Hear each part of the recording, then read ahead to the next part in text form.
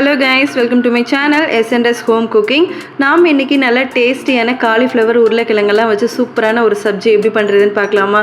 கடாயில் கொஞ்சமாக எண்ணெய் சேர்த்துட்டு கட் பண்ணி வச்சுருக்க காலிஃப்ளவர் எல்லாம் இது கூட சேர்த்துக்கலாம். சேர்த்ததுக்கப்புறமா மீடியம் ஃப்ளேமில் வச்சுட்டு வதக்கி விட்டுக்கோங்க. இது மீடியம் ஃப்ளேம்லேயே இருக்கட்டும். அதுக்குள்ளே நம்ம கொஞ்சம் மசாலா ரெடி பண்ணிடலாம். இதுக்காக ஒரு பவுலில் 1.5 டீஸ்பூன் அளவுக்கு மல்லித்தூள், 1 டீஸ்பூன் அளவுக்கு மிளகாய்த்தூள், 1 டீஸ்பூன் அளவுக்கு காஷ்மீரி மிளகாய்த்தூள், 1/2 டீஸ்பூன் அளவுக்கு ஜீரகத்தூள், 1/4 டீஸ்பூன் அளவுக்கு மஞ்சள் தூள், 1/2 டீஸ்பூன் அளவுக்கு மிளகுத்தூள் இதெல்லாமே சேர்த்துனதுக்கப்புறமா கொஞ்சமாக தண்ணி ஊற்றி நல்லா பேஸ்ட் மாதிரி ரெடி பண்ணி வச்சிடலாம். இது அப்படியே இருக்கட்டும். சைடில் நம்ம காலிஃப்ளவர் ரெடி ஆகிடுச்சான்னு பார்த்துடலாம்.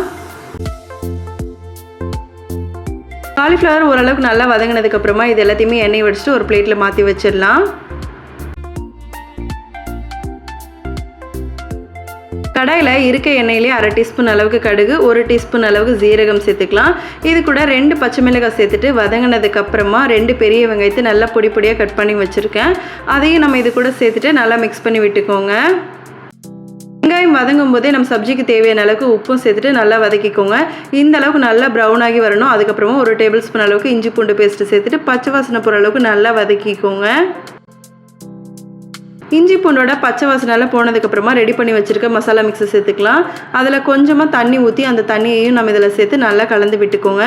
ஒரு 2லேருந்து 3 நிமிஷம் அப்படியே இருக்கட்டும். அதுக்கப்புறமா 4 தக்காளியை மிக்சர் ஜாரில் சேர்த்துட்டு நல்லா அரைச்சி இதில் சேர்த்துக்கலாம். எல்லாமே சேர்த்ததுக்கப்புறம் நல்லா கலந்து விட்டுட்டு மூடி போட்டு வச்சுடுங்க. ஒரு 5 நிமிஷம் லோ ஃப்ளேமில் அப்படியே இருக்கட்டும். எண்ணெய் நல்லா பிரிஞ்சு வர ஆரம்பித்ததுக்கப்புறமா தோல் உரித்து நீளமாக கட் பண்ணி வச்சுருக்க உருளைக்கிழங்க நம்ம இதில் சேர்த்துக்கலாம்.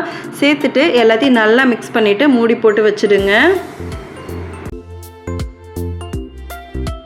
ஒரு 2லேருந்து 3 நிமிஷம் அப்படியே இருக்கட்டும். அதுக்கப்புறமா ஓப்பன் பண்ணிவிட்டு நல்லா கலந்து விட்டுக்கோங்க.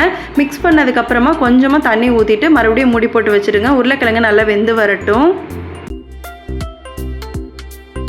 உருளைக்கிழங்கு ஓரளவுக்கு நல்லா பாயில் ஆகி வந்ததுக்கப்புறமா ரெடி பண்ணி வச்சுருக்க காலிஃப்ளவரை நம்ம இது கூட சேர்த்துக்கலாம். சேர்த்துட்டு எல்லாத்தையும் நல்லா கலந்து விட்டுக்கோங்க. கலந்து விட்டுட்டு மீடியம் ஃப்ளேம்லேயே மூடி போட்டு வச்சுடுங்க. ஒரு 2லேருந்து 3 நிமிஷம் அப்படியே இருக்கட்டும்.